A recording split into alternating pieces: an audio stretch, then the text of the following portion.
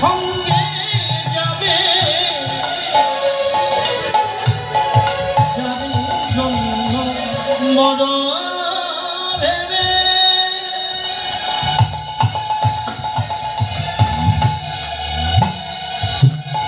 সে কি তো সঙ্গে যাবে সে প্রিয়সী দেবে ছড়া সে প্রিয়সী দেবে ছড়া আনন্দ হবে বলে মনে কেউ পিছে মায়া ভুবনে মনে কেউ পিছে মায়া ভুবনে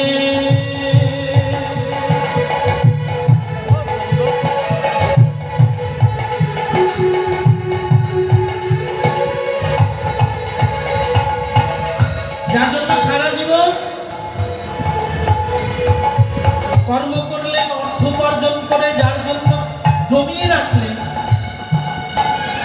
যেটা আমার স্বামী, এটা আমার স্ত্রী, যাই হোক,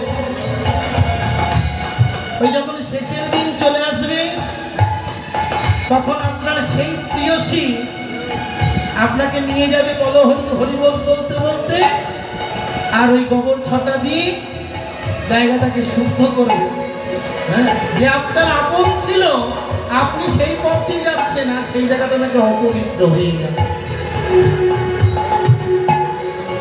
তাই আরো লিখলেন 2-3 দিনে আসা যাওয়া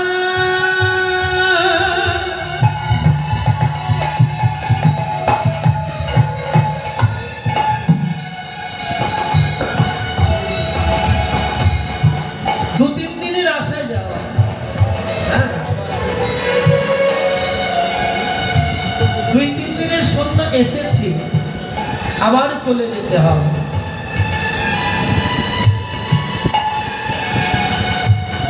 2-3 দিনের জন্য যখন আসলাম তখন ওই সকলে এই বাড়ির যে যিনি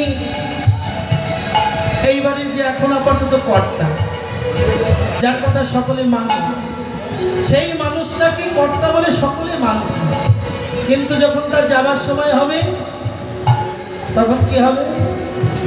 তারও অবস্থা একই হবে। 2-3 দিনের আসা যাওয়া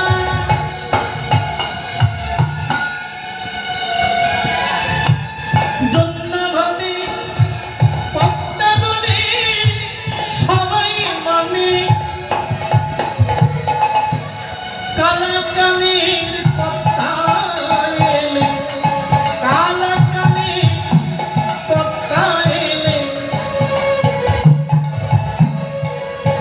ওই কালাকালের কর্তা যখন চলে আসবে তখন আর আপনাকে কে কর্তা বলবে? তখন এরা কি ভাবে জানেন? যে বিদায় দিতে পারলে বাঁচি। যাকে সারা জীবনে দেখবেন যদি কেউ মোজাইক করা ঘর করে না মা, তা অনেকে আছে ওই ঘরে নোংরা হয়ে যাবে বলে কোনো মানুষ যদি তার ঘরে ওঠে সঙ্গে সঙ্গে বলে গরম কিনা নোংরা হয়ে যাবে, তোর পায়ে অপরিষ্কার। কিন্তু একবার ভেবে দেখুন, ওই পরিষ্কার ঘরে আপনি তো সারা জীবন থাকতে আসেন। আপনি যখন মারা যাবেন ওই ঘরে যদি মারা যান, ওই আপনার আপন যদি বলবে ওরে তাড়াতাড়ি মোড়া বার কর, না হলে বাসি হয়ে যাবে। তাহলে কর্তা হয়েও লাভ নেই।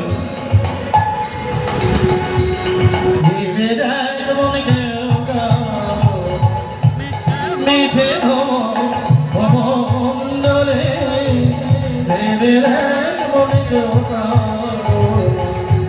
মিঠে ভমণ্ডলে ভুলো না